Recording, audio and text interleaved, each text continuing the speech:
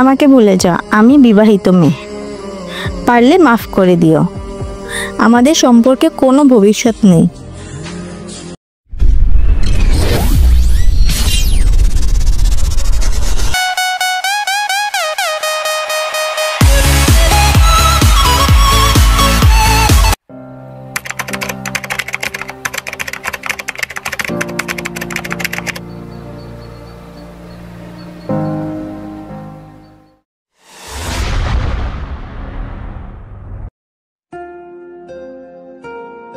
সতেরোই মার্চ 2024 রাত 1:45।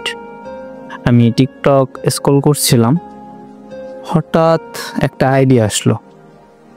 আমি এক চোখ দেখেই ফলো দিলাম। কিছুক্ষণ পর ওই আইডি থেকে একটি লোগো শেয়ার করা হলো, নাম ঈশিতা। তারপর আমি তাকে জিজ্ঞেস করি, এইটা কি কোনো লোগো?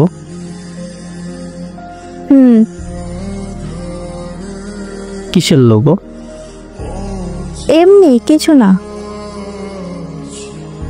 ও আচ্ছা, তা আপনার বাসা কোথায়? বগুড়া। আপনার?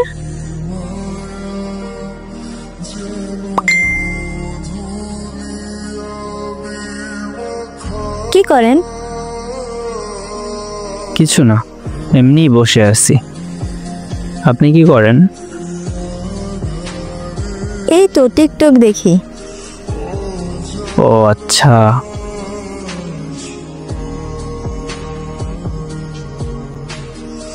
প্রথম দিন এইভাবেই আমাদের আলাপ শুরু হয়। পরের দিন একটু আরো বেশি কথা হতে থাকে। ঈশিতার প্রতি এক অদ্ভুত আকর্ষণ অনুভব করতে থাকলাম, কিন্তু জানতাম না এটা কেন। তারপর আমাদের কথা হয়। কেমন আছেন? আলহামদুলিল্লাহ ভালো। আপনি? আলহামদুলিল্লাহ ভালো। আপনি কি স্টুডেন্ট নাকি অন্য কিছু করেন? আমি ফ্রিল্যান্সার, মাঝে মধ্যে ওই একটু ফ্রিল্যান্সিং করি। ও আচ্ছা। হ্যাঁ, কেন আপনার ফ্রিল্যান্সিং পছন্দ না? না, তেমন কিছু না। পছন্দ না হওয়ার কি আছে? ও আচ্ছা। দিন কাটতে থাকে আর আমি তাকে আরো বেশি জানার চেষ্টা করি। একদিন ঈশিতা আমাকে প্রশ্ন করে, আচ্ছা একটা কথা বলি। হ্যাঁ বলেন। আপনি কি সিগারেট খান?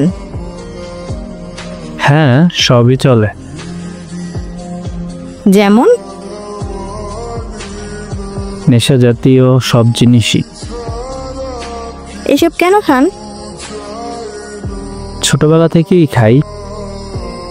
রাজনীতির মানুষের সাথে মিশতে মিশতে এসব হয়ে গেছে। ও আচ্ছা।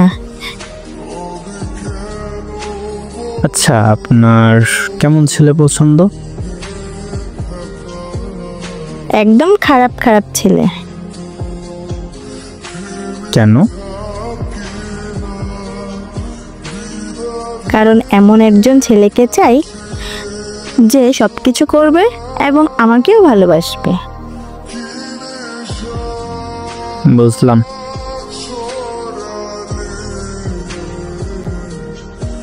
ঈশিতার এই উত্তর শুনে আমার মধ্যে এক অদ্ভুত অনুভূতি তৈরি হয়। বুঝতে পারছিলাম সে শুধু ভালোবাসা চাইছে, তবে তার মধ্যে কিছু বেপরোয়াও আছে। তারপর আমাদের কথা এমনভাবেই চলতে থাকে, কিন্তু আমি একদিন সাহস করে প্রপোজ করি। জানি না কেন, শুধু মনে হচ্ছিল এবার বলা উচিত। আচ্ছা একটা কথা বলি। বলেন। আমাকে তুমি ভালোবাসবে? মানে কি? এটাই মানে। না। ও তারপর 4 দিন আমি তাকে আর কোনো বার্তা পাঠাইনি। একদম সে আমাকে কোনো জবাবও দেয়নি। আমি ভেবে ভেবে ক্লান্ত। সে 4 দিন অনলাইনে আসেনি, কিন্তু প্রতিদিনই খোঁজ নিয়েছি। কিছুদিন পর ঈশিতা আবার অনলাইনে আসে। আমি তাকে মেসেজ দিলাম, হাই, কেমন আছো? ভালো আছি। আপনি? আলহামদুলিল্লাহ ভালো। তুমি 4 দিন অনলাইনে আসো নাই কেন? এমনি। আমাকে এভাবে ছুঁড়ে ফেলে দিলে?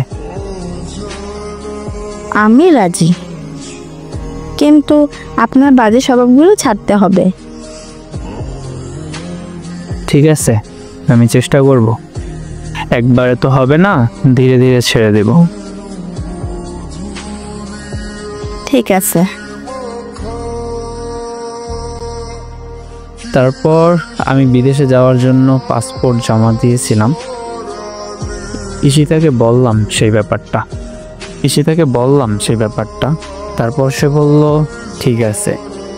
কিন্তু একদিন আমি যখন ফ্লাইটের জন্য প্রস্তুত হয়েছিলাম, দেখলাম আমার সব সোশ্যাল মিডিয়া থেকে আমাকে ব্লক করে দেওয়া হয়েছে।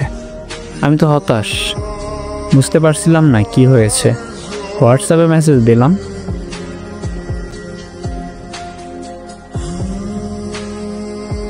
আমাকে কেন ব্লক করছো?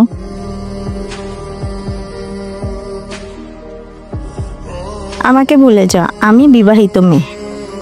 পারলে মাফ করে দিও। আমাদের সম্পর্কে কোনো ভবিষ্যৎ নেই।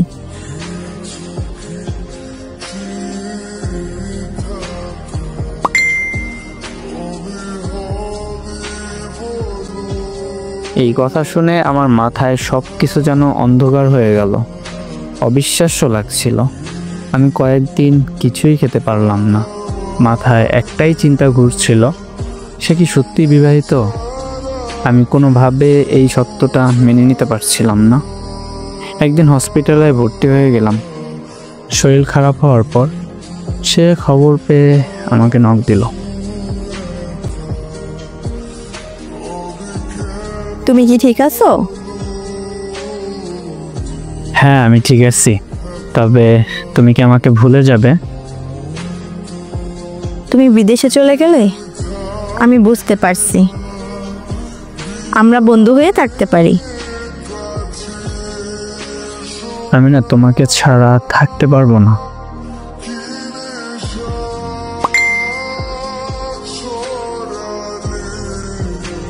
আমার মনে হচ্ছিল আমি তাকে কখনো ভুলতে পারবো না। আমরা আবার একে অপরকে ভালোবাসতে শুরু করলাম। ঈশিতা আবার আমার সাথে যোগাযোগ রাখতে চাইল, তবে তার জীবন এখন আর আগের মতো ছিল না। তার বিবাহিত জীবন, তার পরিবার, তার সব কিছুই একটা বিশাল চাপ হয়ে দাঁড়িয়েছিল। তারপর ঈশিতা একদিন আমাকে বলল,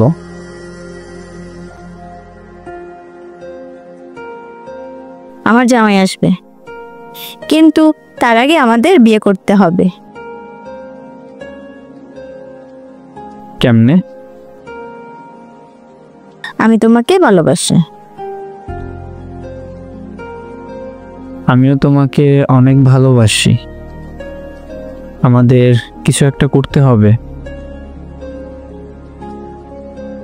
কিছু একটা করতে হবে আমাদের।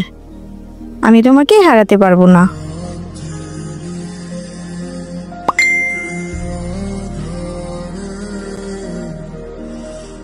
এভাবেই চলতে থাকে আমাদের সম্পর্ক। তবে ঈশিতা জানতো তার জীবন এখন অন্যদিকে ঘুরে যাচ্ছে। তার পরিবার, তার স্বামী, সব কিছু তাকে আটকে রেখেছে। তবে ঈশিতার কাছে আমার ভালোবাসা ছিল অনেক বেশি। তারপর ঈশিতা বলে সে ডিভোর্স নিবে। সে যেভাবেই হোক সে আমার সাথে থাকতে চায়।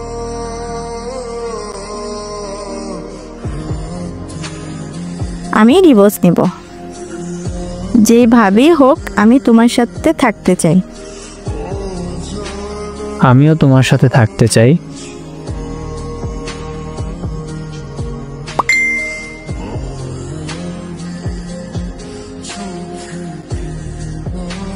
এই সিদ্ধান্তে ঈশিতা আমার জন্য সোজা পথে হাঁটলো।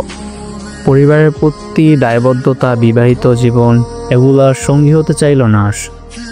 এইভাবে ঈশিতা ডিভোর্স নিয়ে ফিরে আসে, কিন্তু জীবন খুবই কঠিন হয়ে যায়। এত সব কিছু একসাথে সামলানো ছিল খুব কঠিন। ঈশিতার পাশে থাকলাম, একে অপরকে সাপোর্ট করে চললাম। আমি ভাবতে থাকি, যদি ঈশিতা সত্যি সত্যি আমাকে ভালোবাসে, তবে আমাদের সম্পর্ক আসলে কোথায় গিয়ে পৌঁছাবে। তারপর ঈশিতা বলে, আমার জন্য 6 মাস অপেক্ষা করতে পারবে না তুমি? অবশ্যই পারবো অপেক্ষা করতে, আর অপেক্ষা করলে যদি তোমাকে পাওয়া যায়, তাহলে আমি তোমার জন্য সারা জীবন অপেক্ষা করতে রাজি। ঠিক আছে, যখন তখন আমাদের যোগাযোগ বন্ধ হয়ে যেতে পারে। আমি 6 মাস পর তোমার কাছে ফিরে আসব, তুমি চিন্তা করবে না। ঠিক আছে।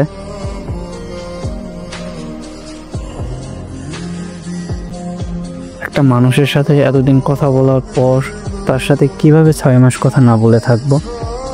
আমি এই কষ্ট কিভাবে সহ্য করব? তারপরও আমি ভেঙে পড়ি নাই এবং তার জন্য অপেক্ষা করতে আসছি। কিন্তু জানি না সে কি আসলেও ফিরে আসবে আমার জীবনে।